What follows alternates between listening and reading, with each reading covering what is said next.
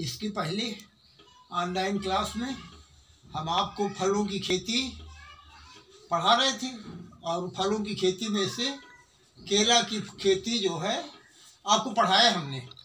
अब आज हम आपको सेब की खेती पढ़ाएंगे। एप्पल, तो सेब का वैज्ञानिक नाम है पायरस मेलस और इसकी फैमिली है रोजेसी। अब इसकी उपयोगिता समझिए। सेब रोजेसी कुल का सदस्य है। सेब फलों का राजा कहा जाता है। यह पोषक तत्वों में अत्यंत धनी होता है और हमारे स्वास्थ्य के लिए अत्यंत उपयोगी फल है।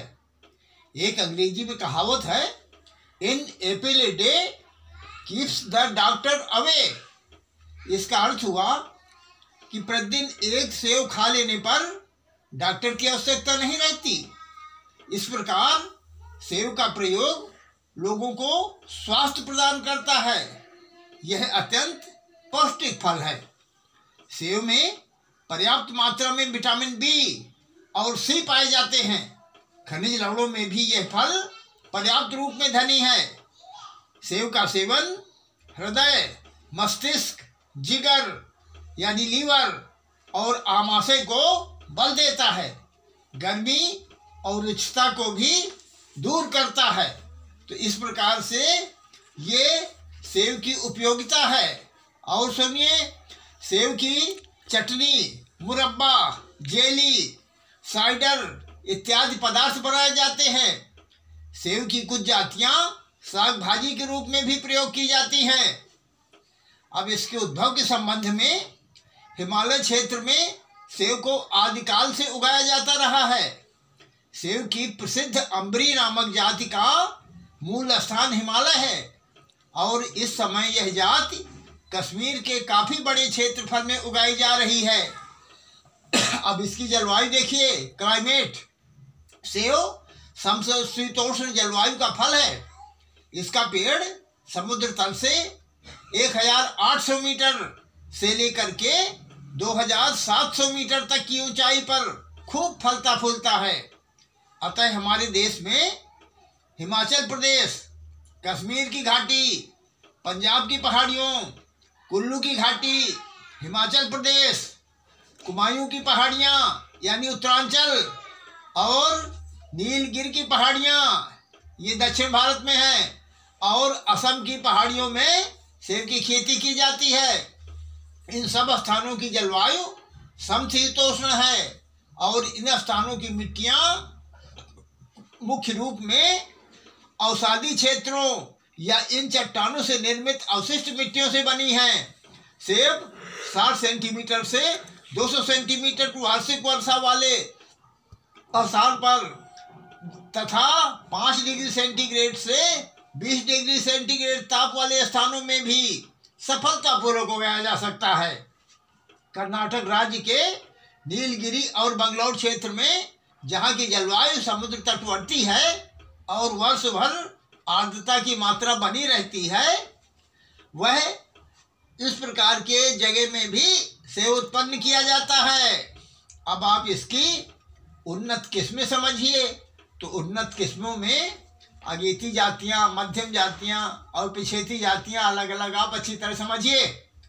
इम्प्रूव्ड वैरायटी, उन्नतशील जातियों में पहले अगेती जातियाँ समझिए, जैसे अम्बरी, सेनबरी, समर गोल्डन विथ पिपिन और सुनिए फैनी। ये इस प्रकार की ये अगेती जातियाँ हैं। मध्यम जातियाँ सुनिए, Benoni, king of the Tompkins County, winter banana, इस प्रकार की ये मध्यम जातियां हैं।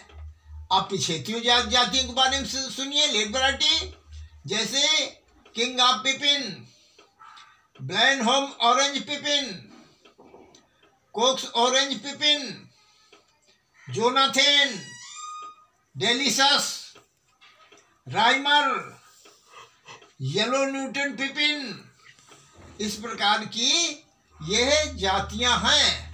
अब आप जो है भूमि के बारे में सब सुनिए। सॉइल, तो सेब के लिए मृत्तिका दोमट भूमि सर्वोत्तम रहती है। भूमि से पानी निकालकर उत्तम प्रबंध होना चाहिए। यदि पानी का निकास नहीं होगा तो नहीं ठीक पैदा होगा। कुछ अम्लीय भूमि सेब की खेती के लिए अनुकूल रहती है। भूमि पर्याप्त रूप में गहरी होनी चाहिए। तो इस प्रकार से इसकी भूमि के बारे में है। अब आप खाद और उर्वरक समझिए, मैन्योर एंड फर्टिलाइजर।